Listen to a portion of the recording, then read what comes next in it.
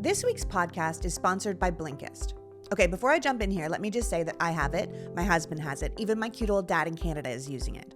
And I mean, we're all legitimately using it. So, Blinkist is a book summarizing subscription service that allows you to read or listen to key insights from best-selling nonfiction books in around 15 minutes. With all the books I have floating around, who knows when I'll actually have the time to read them.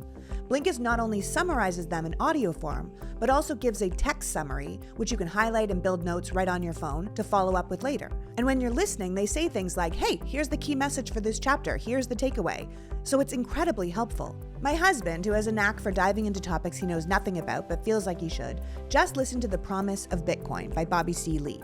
No joke, 15 minutes later, he was like, everyone's been trying to explain this to me for years, and I finally get it. He searched for a topic he wanted to know more about, and now he feels like he's unlocked some sort of cheat sheet of knowledge. My only complaint is now he won't shut up about Bitcoin. He followed that up with How to Think More Effectively, which he found on Blinkist's 22 Powerful Ideas for 2022, which is a curated collection of top books to inspire us as we go into the new year. Honestly, this app rocks. Blinkist has over 5,000 audio titles. They even have a podcast summary element they call Shortcasts that's based on the profile you fill out when you sign up, and they populate your account with books and episodes they think you might like. I'm telling you, my whole family is quickly becoming obsessed. And right now, Blinkist has a special offer just for our audience. Go to Blinkist.com/PoliticsGirl and start your 7-day free trial and get 25% off a Blinkist premium membership. Blinkist is perfect for busy, curious people who just run out of time to read, or even people who wish they could read but just aren't that into reading. You get the key ideas from best-selling nonfiction in literally minutes, not hours. That's Blinkist, spelled Blinkist. Blinkist.com/PoliticsGirl to get 25% off and a 7-day free trial. Blinkist.com/PoliticsGirl. I promise you will not be disappointed. The Politics Girl Podcast has a new sponsor, Sunbasket. Oh my God. If I have to think about one more thing to make for dinner, I'm gonna lose my mind. And to be clear, it's not so much the making it, it's the thinking of it, the planning and the shopping and the making sure it's somewhat healthy. And it happens every single day. Like, people keep wanting dinner. It's never ending. Well, enter Sunbasket. Sunbasket delivers healthy meals using organic produce and sustainable seafood and meats, so you don't end up on the hook to shop and cook and try and keep healthy all by yourself. Seriously, I barely have time to shovel some crackers into my mouth, let alone eat a whole meal. But this puts the whole thing on autopilot, with easy prep meal kits for lunch and dinner, quick healthy snacks, or grab-and-go breakfast for busy mornings. It feels like you're hacking the whole system. With new recipes from award-winning chefs to keep things interesting, whether you eat vegetarian, paleo, gluten-free, low-carb, high-protein, Sunbasket has something to check every box. Set up weekly deliveries, skip a week if you need to. It's simple and easy, and let me tell ya, we can all use a little more simple and easy these days. Right now, Sunbasket is offering $90 off and a free gift when you sign up. So go to sunbasket.com/politicsgirl and enter the promo code politicsgirl at checkout. That's sunbasket.com/politicsgirl and enter promo code politicsgirl. Sunbasket. It's like having someone else think for you so you can feed yourself. And I'm deeply grateful to have one less thing on my plate. No pun intended. Pun intended. What is wrong with Tucker Carlson? The booster doesn't work? Use Viagra for COVID? First of all, dude, you're boosted. So telling people not to be is sick. And yes, Viagra can be very helpful for lung disorders, but it's not better than the vaccine. The goal would be to not need the experimental treatment in the first place because you didn't get COVID or sick enough to need treatment. Honestly, these guys are such irresponsible assholes.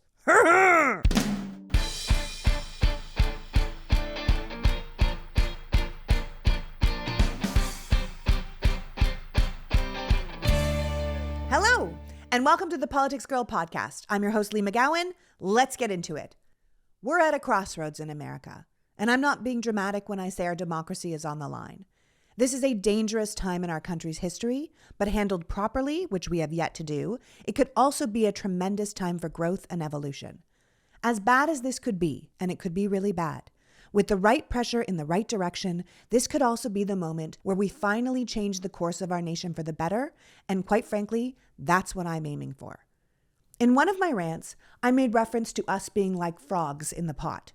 You put frogs into a pot of cold water and they just swim around happily, and then you slowly heat up the water and they don't notice. And eventually they boil to death, but they never saw it coming, so they didn't try and save themselves.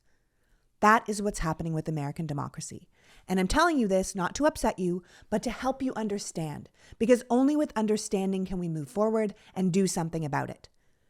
Now, reality, when it sets in, like those froggies in the pot, is going to feel hot and scary, but that means we are also ready to be proactive. True awareness is the catalyst most of us need to work together to get this pot off the stove. We need to put enough pressure in one direction that we tip it over. We can't allow democracy to die simply because we were too complacent to fix it. We buried our heads in the sand, or we blindly trusted the powers that be to take care of us. It is not going to get better if we don't do something. And half the powers that be are doing this to us. We have to be clear-eyed. We have to see what's happening, and we have to learn from what history shows us. Much of what we've seen in politics lately is disturbing. We've seen a rising tide of populism around the world and a growing amount of bad leaders and bad policies at home and abroad. In many ways, it's as if we've forgotten why democracy is even important. Democracy, just so we're all on the same page, was coined in the 5th century BC to define the political systems of the Greek city-states.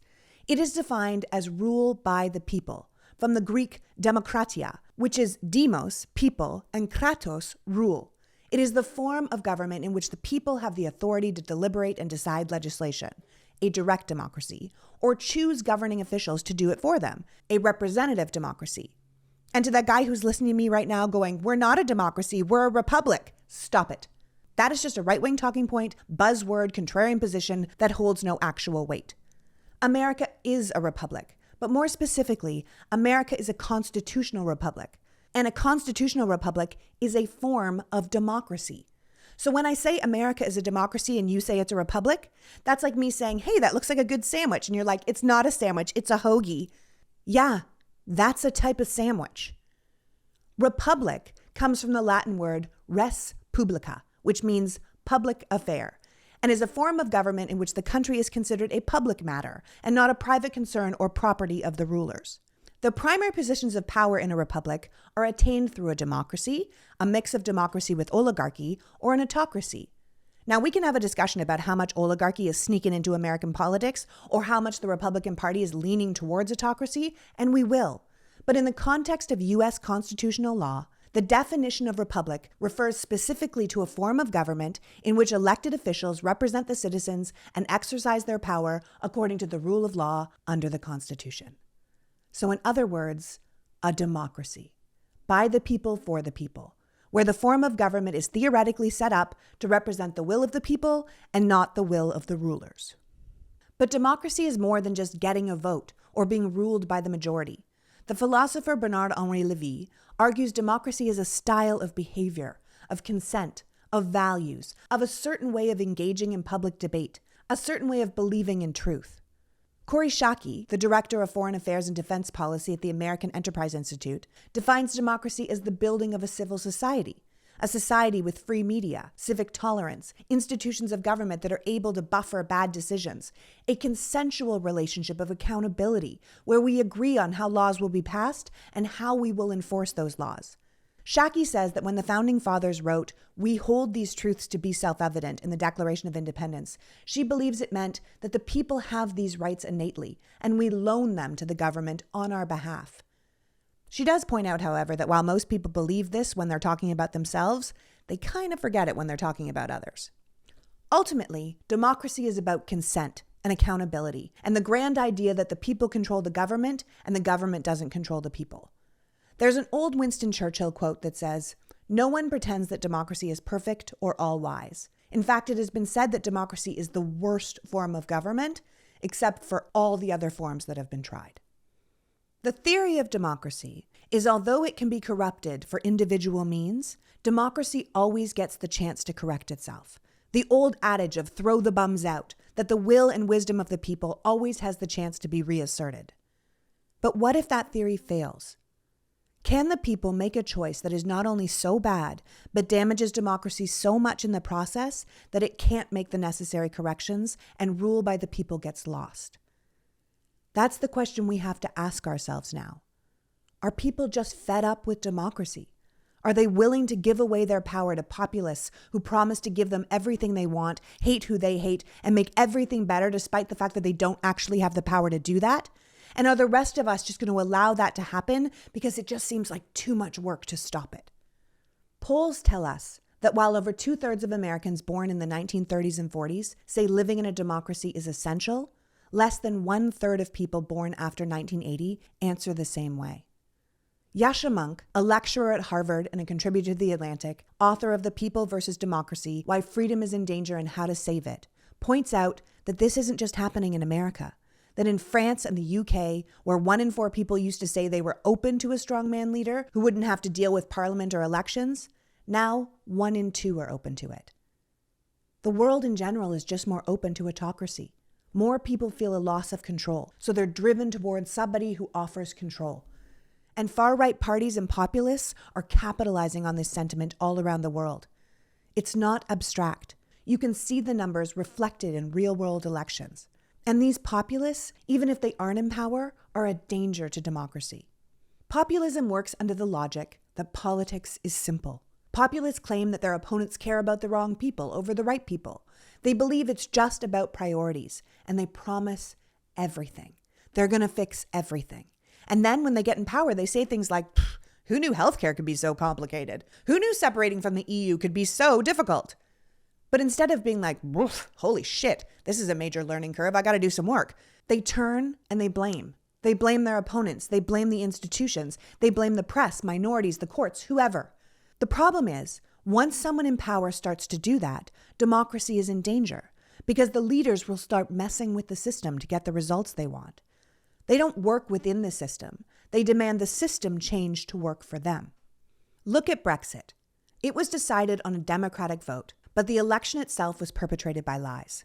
Nigel Farage came out after and said, of course I lied. Boris Johnson was one of the perpetrators of that lie, and he is now Prime Minister of the UK. They'll both tell you they said what they needed to say to win. Sure, it wasn't true, but the consequences of that vote are something everyone now has to live with. The majority of people in the UK wanted to stay part of the EU, but everyone just figured that since that was the majority sentiment, that side would win, and they didn't need to bother to vote. They grossly underestimated the power of anger and hate to motivate, and they lost because of it. And now they're living with the real-world consequences of their apathy. That's what's happening in America. The Trump supporters, MAGA, even old-school Republicans are not the majority of this country. Look at the popular vote. Democratic and liberal values have won the popular vote in the last 7 out of 8 presidential elections. And yet, because the system itself is rigged for the Republicans, with the red states holding an outsized amount of power in the Senate and the Electoral College, Democrats have to get so many more people to vote just to win, despite being the majority sentiment in the country. Add voter apathy and the passion and vitriol the GOP is currently inspiring in the right wing to destroy Democrats like they're an enemy and not just a political adversary, and we could end up destroying the country as we know it if we don't take active steps to rectify what's going on. Trump and the Republican Party are testing the American constitutional system, and it's a test we cannot fail. I think the original vote for Trump was a bit of a protest vote. A way of sticking it to who Clive Crook, columnist for Bloomberg, calls the incompetent and out-of-touch political class. But it's gone way beyond that now. People love this us and them mentality. They love the rallies and the camaraderie and the hating of the same people. They love the violence and the superiority they feel from being part of a group. They love not playing by the rules, and they love that their leaders don't play by the rules. Crook says Donald Trump and Brexit are great examples of democracy's self-destructive instincts. He points out that democracy and the rule of law don't save us from bad choices. They don't prevent mistakes. But if we hold up democratic institutions and values, the power remains in our hands to correct those mistakes. The problem, as Bernard-Henri Lévy says, is that democracies appear to be tired. They even appear to be tired of themselves. Sometimes, when you've had something for a long time, you start to take it for granted. Think of America and democracy as a couple in a long-term marriage. We've been together forever. We're kind of used to each other. And, we just kind of figured democracy would always be there, so we didn't need to pay much attention to it. It happens. People get that. But we also understand that when you neglect a relationship, when you stop putting in the work to hold on to it, to keep it fresh, that's when you can lose it. The Constitution has always been referred to as a living document. The Founding Fathers knew times would change and things would have to change with them. But the last time we actually amended the Constitution was 30 years ago. And that was to finally ratify an amendment from 1789 about congressional pay periods, so not like groundbreaking stuff. The last really big change we made was in 1971 when we amended the Constitution to make the voting age 18. But since then, we kind of been like, well, whatever, it's fine. We don't always fill out the census. We didn't really pay attention when the Federalist Society stacked our courts with right-wing justices. We didn't get up in arms when our districts were redrawn in favor of one party over another. We didn't really notice when lobbyists started writing our laws or big money started taking over our elections. We took our eye off the ball and we let the relationship slide. I mean, most people don't even vote in every election. 1/3 of the country doesn't vote at all, which has allowed a very specific group of people with influence and money an outsized amount of power. While people were busy living in a democratic country but not paying attention to the democratic government, some very powerful people were passing laws and instilling leaders to make sure the country was working best for them. And the less we paid attention, the more they got accomplished. Now we find ourselves frustrated, asking how come nothing gets done? Why doesn't the government help us? Why are things like this? Well, they're like this because we took democracy for granted, and like anything you stop paying attention to, democracy suffered because of it. Our government is not really by the people for the people anymore. It's more like by the people who were paying attention for the people in power. And it's not working. People are cruising through life assuming American democracy is a given, but it's not. With the amount of dark money flowing through our system right now, the foreign entities buying influence in our elections and sowing distrust amongst our people, with over 450 new voter suppression laws slated to come into effect before the next election, and with the Republican senators filibustering any attempt to pass voter protections, we have to acknowledge that our democracy is actually in pretty grave danger. That it's something that can, and if we don't do anything about it, will be taken away from us. We let it get bad. And now we have to do some major damage control. We need a rejuvenation of the democratic society. We need to do the work to make it better. People getting elected now can cause real harm because democracy is not just about the vote. It's about a culture and set of attitudes and behaviors that many of our modern politicians are dishonoring. And that's having a real impact on how we feel about democracy itself. We're in a tumultuous time in human history. The world is changing so fast because of technology and globalization, and that is creating a sense of anxiety for people about the longevity of their jobs, the stability of the social order, about the way things have always worked and how they're going to work in the future. And that's putting a lot of pressure on our systems that were created for a different time and a different era. A lot of people in America are angry at the political system that is perceived to be letting them down. And that's not a completely false assessment. As Yasha Monk points out, the standard of living for the average American has stagnated. From 1945 to 1960, it doubled. From 1960 to 1985, it doubled again. But from 1985 to now, it has flatlined. Capitalism has become an unfettered and seemingly unchecked burden on the American people. Only a select few in our country appear to be truly prospering. And those people have an outsized and growing influence on our government and its laws, and people are justifiably pissed off about that. We're also a country that was founded with a strict racial hierarchy that is attempting to evolve into a working multiracial democracy. And there is a fair amount of people, because of their education or family or just straight up bigotry and racism, who are fighting against that. The demographics of the Western world are changing due to immigration policies and geopolitics, and that makes some people feel uncomfortable and scared and defensive. And whether they are right or wrong is irrelevant. Their feelings are dictating their votes. And if we don't start solving some of these problems, we'll only have more protest votes or more apathy. And either one leaves the door open for an alternative to democracy to take over. Governments don't just stay democratic. It doesn't take the majority of the population to change the system of politics. In fact, history shows us that it often just takes a determined and well-organized minority who think their ideas are better and go for it. Republican leadership understands this moment. Quite frankly, they've played a big part in bringing us to this moment. Democrats might have taken democracy for granted, but Republicans have kicked it out of bed. After Obama was elected and the Democrats had control of the presidency, the House, and the Senate, the Republican Party had a come-to-Jesus moment, and they conducted sweeping audits and research into their party's potential moving forward. They did a super deep dive into their base, their potential voters, the popularity of their positions and policies, and they realized that if they didn't start changing or reaching out to new voters, they would only continue to lose. There was talk about changing party positions and policies on certain things so they could be more appealing to young people and minorities.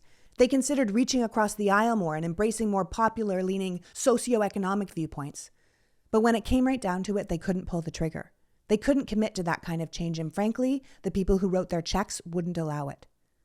Ultimately, they decided against reaching out and chose instead to look in, to double down on the Christian nativist rhetoric, to the "these people are your problem," finger-pointing grievances and traditional values, which, if we're being honest, really just means keeping women and the other in their place, while the white man, particularly for the Republican Party, the rich white man, remains on top. We have some deep problems in our country, and our political system is failing to address them. As Monk says, we can't assume just because democracy was stable in the past, it will be stable in the future. Ancient Athens lived for 200 years. The Roman Republic lived for 500 years. And the Republic of Venice ruled its domain for over 1,000 years. Nobody thought those wonderful governments would die, and yet that is exactly what happened. We can't underestimate the capacity for any kind of regime, including a democratic regime, to die. Henri Levy reminds us that beyond the political parties, beyond the decay that Trump brought and the Republican Party continues to inflict on our democratic institutions, we are also living through a time that is not particularly favorable to democracies. The internet, for example. The social networks that started with the democratic belief that everybody has the right to express their opinions has morphed into the undemocratic belief that every opinion has the same value as another. This idea that both sides get equal weight. Racist and anti-racist are not good or bad. They're just two sides. This is what allowed Donald Trump to get away with saying things like, there were good people on both sides in Charlottesville. It's what's causing our country so much trouble with the anti-vax or anti-mask sentiment. We are moving beyond discernible truth.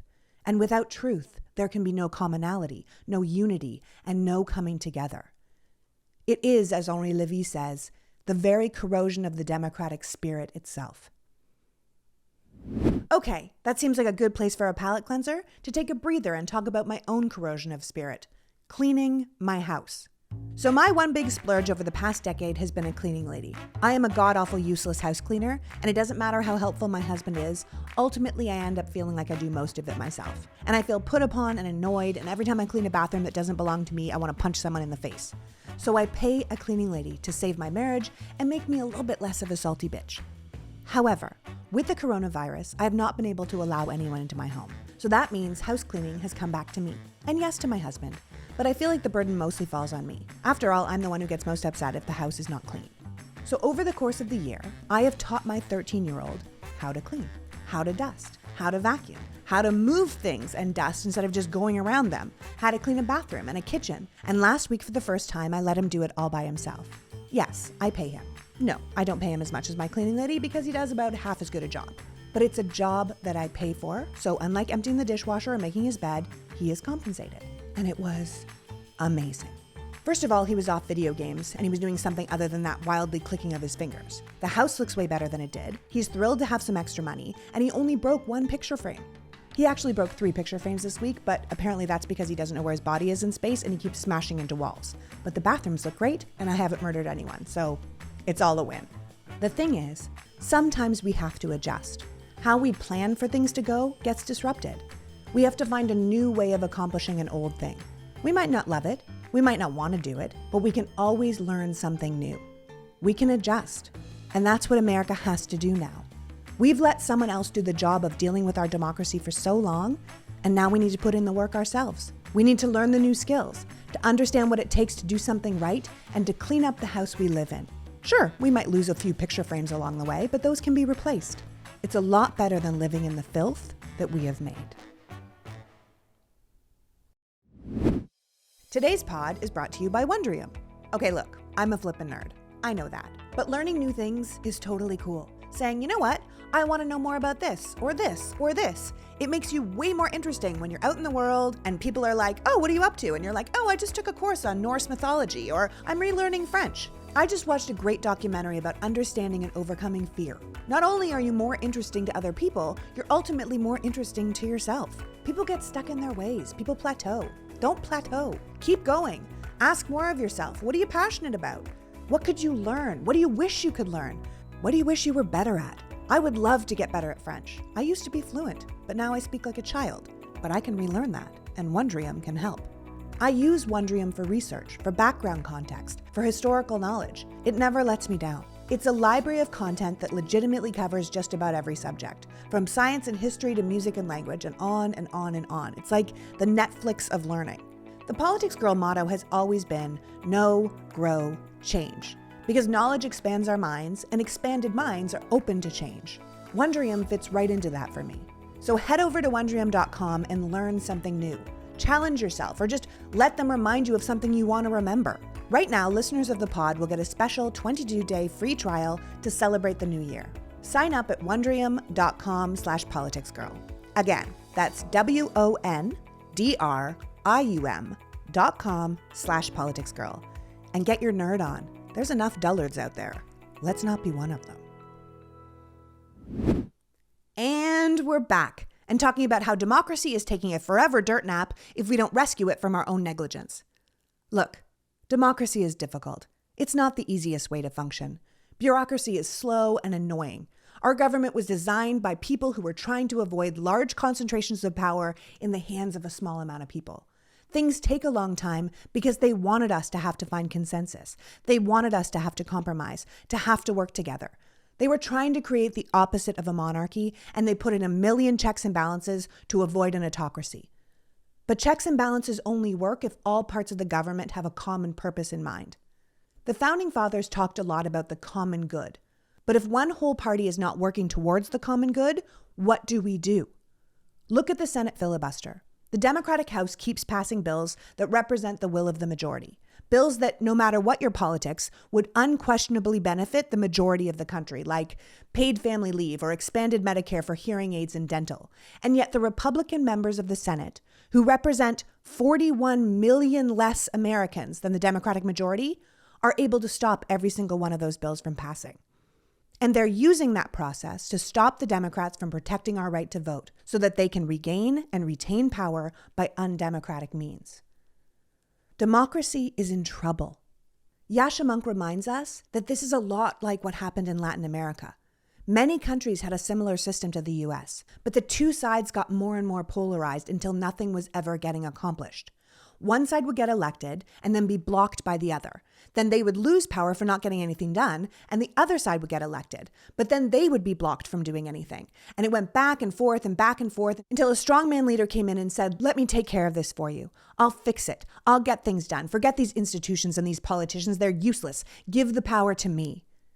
And then all of a sudden, you have a dictatorship. Look at Poland. The current government basically came into power on a populist wave promising to get rid of some minimal charge when you went to the doctor. But once they were in power, they undermined the Supreme Court by stacking it with their own judges, undermined the media by basically making it an all-state propaganda. They have undermined the opposition to protest their policies, and now a lot of people in Poland are saying like, oh boy, maybe we made a mistake. But once you've allowed this type of government in the door, it is very hard to get them out again. Hungary is finding out the exact same thing as their democracy continues to backslide under Viktor Orban. Orban, who, by the way, was just given the full and complete support of Donald J. Trump, has overhauled Hungary's constitution to favor his own power, rewritten election laws to favor his own party, changed school textbooks to describe him and his party favorably, and made the free press all but illegal. FYI, Hungary is also where CPAC is having their next conference. So, take from that what you will.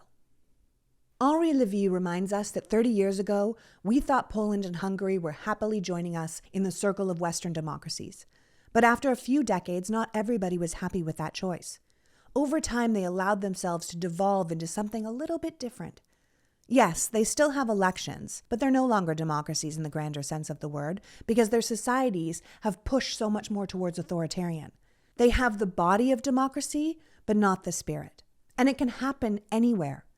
We once thought Germany was, as Henri Levy said, completely vaccinated against the return of any type of authoritarianism because of its past. But the people who are rising up in Germany right now show us that is not true. France is considered the fatherland of human rights, but its population, like America, has a rising far-right and far-left movement. Brexit wasn't so much a protest vote against being part of the EU as it was against the other coming in and diluting the population. And in America, Donald Trump's vote was for stopping what some considered a changing way of life. Monk points out that it's not always obvious when democracy is under attack, There's not a million glaring signs saying like, hey, look, they're taking over democracy. That's not what happened in Hungary or Poland or even Venezuela. Democracy was just eroded, piece by piece, until one day it was gone.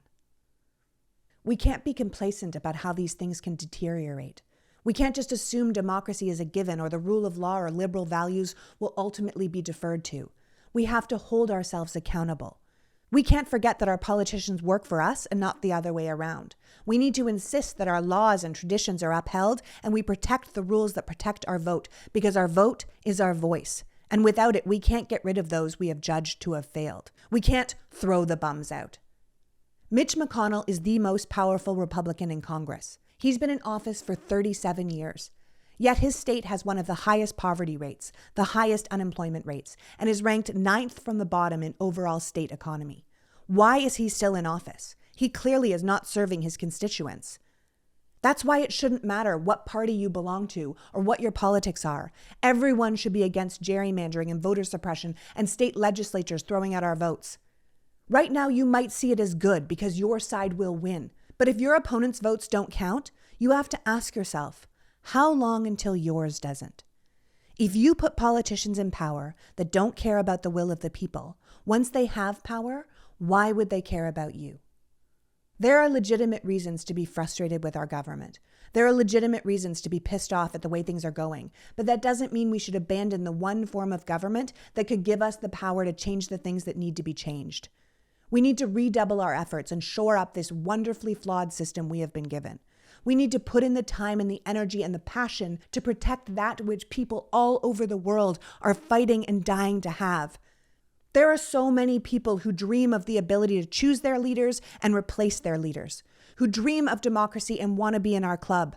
We owe it to them and to ourselves to not be so ungrateful that we let this amazing experiment die because it felt hard or we were too busy.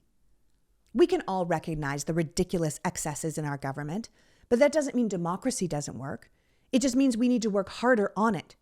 Young people might say they don't care if they live in a democracy or not.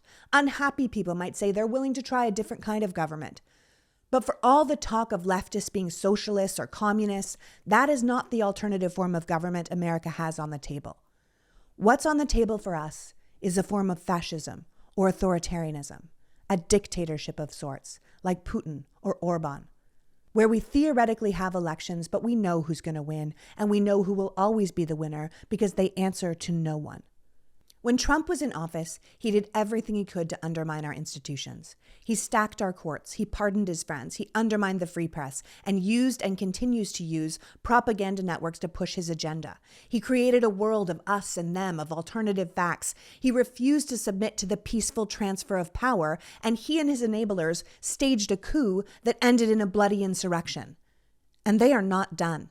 They are passing laws every day to undermine our elections. Free thought is no longer encouraged. You toe the party line no matter how dishonorable or untrue it is, or you leave. That is it. That is all. And that is not democracy. That is a power-hungry group of self-dealers who let their own supporters die if it serves their agenda. Look at Florida. They just found 1 million expired COVID tests that DeSantis hid so they wouldn't be used and the infection numbers wouldn't go up. If we don't stop this party from regaining power, if we allow these undemocratic tactics to continue, if we don't stop our institutions and norms and rule of law from continuing to be undermined, we will break the thing we have always told the rest of the world to emulate. And once we've lost democracy to an authoritarian regime that will now be backed by a nearly $1 trillion a year military budget, we can't just say, oh, whoops, we made a mistake. The die will have been cast, the choice will be made, and the consequences will be suffered. Bernard-Henri Lévy reminds us that all populist votes, all extreme right votes, and all fascist votes of the past were protest votes. But there is a way to protest that keeps you in the democratic sphere, and there is a way to protest that removes you from it. America is a strong country, with strong institutions and a long history of democracy that for the most part has held up against those who would seek to destroy it. Its norms and guardrails were able to stave off the worst impulses of the previous president, but it didn't do as well as we would have hoped. We can see now, after the insurrection, after this past year of lies and the new laws to support those lies and the continued decay of the Republican Party, that what we have is far more fragile than what we originally thought. We allowed a man to come to power who didn't believe in truth, who didn't believe in the press, who didn't honor our institutions, who didn't understand world politics or the responsibility of the job he had been elected to do. It's more than a protest vote to put someone in charge of America who would threaten to remove an entire country from the face of the earth, who would commit human rights abuses against children at our border, who would ban an entire religion from our shores, who would refuse to be contradicted and would lie to his own people about a deadly virus to support his own mythology, and then would refuse to leave when he was voted out. What's even more terrifying is that 1/3 of the population still supports this man, and he is the de facto nominee for the 2024 presidential election. Our defenses might have been strong enough to stand against him once, but they will not be again. We have to rebuild them. Perhaps what happened to us with Donald Trump is just the shock to the system we needed. A wake-up call to show us how fragile this thing we call democracy is and how much work we have to do to make it better. There is a rising tide of authoritarianism around the world. Donald Trump and the Republican Party have clearly decided they are better suited to join that movement. We have to stand up to them in numbers that they can't believe and say absolutely not. We have to counter their anti-democratic grasp at power with a new, powerful, far-reaching pro-democracy movement that makes people feel safe and heard and strong, not by forcing them into top-down authoritarian leadership that lies to them and tells them what they want to hear and then turns around and does whatever it wants to do, but by giving them the government and system that actually works for them, that makes them feel more secure because they are more secure. A government that makes them feel heard so they don't need to go running to a strongman to feel seen. Monk spells it out when he says, for a long time, even if you didn't like government or you had problems with government, you could look and say, well, the standard of living keeps improving. Do I like these guys and what they're doing all the time? No, but I'm doing better than my dad was and my child will probably do better than me. So we're heading in the right direction. They must be doing something right. But now we aren't doing better than our parents were. And if things don't change, our kids will probably do worse than us. These are legitimate grievances that need to be addressed. Big changes need to happen. But that doesn't mean we have to abandon American democracy to do it. In times of great stress, people panic and put the wrong people in charge. People might think democracy's not working for them. They want to try something else. But if asked, most people wouldn't actually want power taken out of their hands and given to a government that's above the law. They might be mad at the government, but they wouldn't actively choose another type. You don't see people packing up and moving to authoritarian or communist countries because they're just so much more efficient. Oh, fuck these human rights. The trains run on time. No one actively chooses that. In fact, as Corey Shaki argues, that while democracy might be messy and slow and we're almost always dissatisfied with the process or the outcomes, the point is we have control over the outcomes. We can change the outcomes. And that seems to be a universal yearning. That every time people get the chance to choose this form of government, they do. And that's not something you just give away. That's the power of democracy and the luxury we have taken for granted for too long. People are right to feel that Washington is unresponsive, that it's not listening. But the changes we have to make are to the institutions themselves, not to the form of government. We need to fix how things are done and not allow democracy to be cast aside for something else. We need to get rid of the filibuster so senators are responsible to their voters and not to the party's leadership. We need to pass voter protections that stop gerrymandering and voter suppression so people's voices are heard and counted. We need to consider how the Electoral College works and if it's something we should be moving beyond. And we need to get money out of politics. Politicians should be working for the people, not working for their donors. They should be debating and passing legislation, not raising money for the next election. People have been driven towards populism because populism is simple. It makes everything feel easy and they feel like they're going to get everything they want. But populists, once they're in power, they don't really lead. They just consolidate more power until no one else is allowed to lead. People that say they would be fine with army rule wouldn't be happy waking up under army rule. People who say they want a strongman leader because it would make it easier and they wouldn't have to deal with all this bullshit election stuff would not actually be happy under a strongman leader. But the fact that so many people seem dissatisfied with democracy is an important thing to note. It's like when Donald Trump was elected and so many people were like, well, how bad could it be? I mean, how much damage can he really do? Well, the answer is really bad and a lot of damage. And that damage is ongoing. We got lucky that Trump and his team were so incompetent. We dodged a bullet, but that doesn't make us bulletproof. The weaknesses of our system have been revealed, and the Republicans are currently taking advantage of those weaknesses all over the country. And if they get into power again, they will take advantage of the weaknesses to destroy the institutions from the inside. We won't dodge this bullet again because this time they know where to aim. The only thing left to do is to disarm them, to fight and beat them using the very thing they are trying to destroy: democracy. Alexis de Tocqueville said democracy was 3 things. 1, the vote. 2, the rule of law. And 3, a society that includes freedom of speech, a way of behaving in a civilized way with the other, and free debate that was out of the grasp of power. And in modern American politics, all 3 things are showing major signs of strain. We must use our vote, protect our institutions, behave with decorum and civility in the face of ignorance and incivility, and we must uphold the rule of law, which means holding everyone, no matter who they are, accountable for their crimes. Democracy is not doomed. We can fight for it. But the first step is to acknowledge that we have to fight for it, to recognize the reality of what can happen and accept what will happen if we don't all work together to fix what's broken. Once we've done that, we need to address the problems that drove people to populism in the first place. As President Biden said at the World Democracy Summit this year, democracy by the people for the people can at times be fragile, but it is also resilient and capable of self-correction and self-improvement.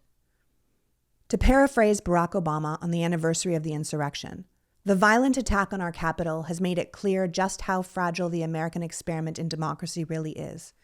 And while the broken windows have been replaced and many of the rioters have been brought to justice, the truth is that our democracy is at greater risk today than it was back then. Although Americans have historically been defenders of democracy and freedom around the world, we can't serve that role when the leading figures in one of our 2 major political parties are actively undermining democracy at home. If we want our children to grow up in a true democracy, not just one with elections, but one where every voice matters and every vote counts, we need to nurture and protect it. That responsibility falls to all of us. Nothing is more important. So that's it. Remember that American democracy is not promised to us, that it has been lost to others and it could be taken from us. Authoritarianism is on the rise, and we must agree that we will not join that group. In fact, we need to decide that we, the majority of America, will be the leading voice standing against them. And we start that battle at home. Now go out and make the world a better place. Talk to everyone you know about the importance of passing the Freedom to Vote Act and standing against the party that stands against democracy. I love you guys for caring enough about democracy to spend this time with me. Until next week, PG out. The PoliticsGirl Podcast is written and performed by me, Lee McGowan, in partnership with the Meidas Media Network, and produced and edited by Happy Warrior Entertainment. All rights reserved.